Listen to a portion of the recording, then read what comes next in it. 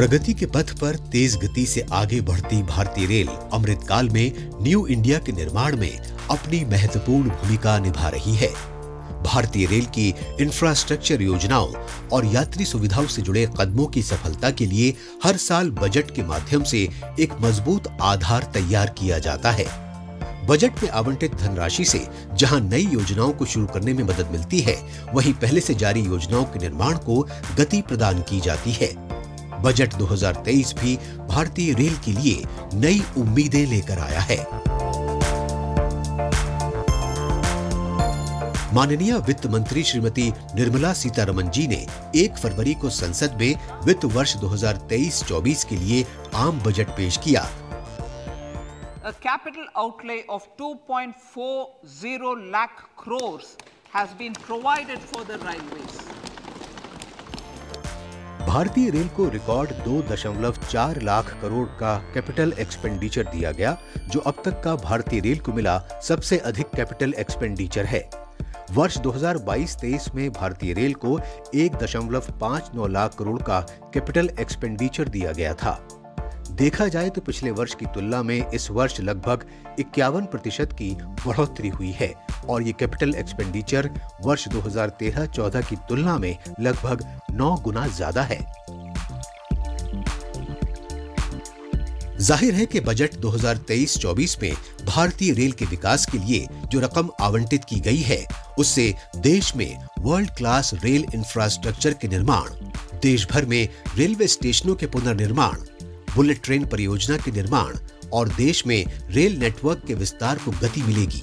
वहीं देश भर में वंदे भारत ट्रेनों के संचालन, पूर्ण विद्युतीकरण के लक्ष्य को हासिल करने और यात्रियों के लिए अत्याधुनिक सुविधाएं विकसित करने का मार्ग प्रशस्त होगा। बहुत सारा फोकस रहेगा बजट में, जिस तरह से कहा गया है उन सब थीम्स पे, ग्रीन ग्रोथ पे, टूरिज्म पे, वर्ल्ड क्लास एमिनिटीज पे। इस साल के बजट पर चर्चा के दौरान माननीय रेल मंत्री श्री अश्विनी वैष्णव ने बताया कि देश भर में अमृत भारत स्टेशन योजना के अंतर्गत 1275 रेलवे स्टेशनों के रीडेवलपमेंट का कार्य किया जा रहा है और इस वर्ष इसे तेज गति से आगे बढ़ाया जाएगा।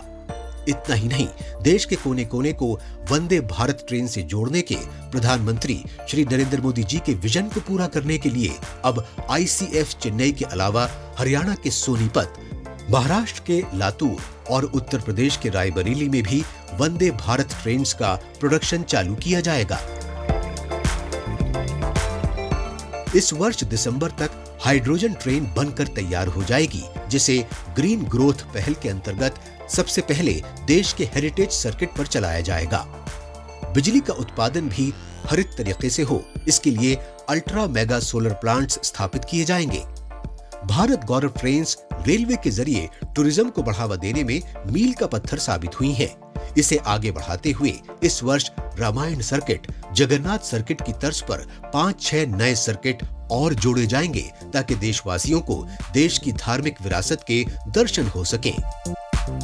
2.40 लाख करोड़ का बजट पारित किया है।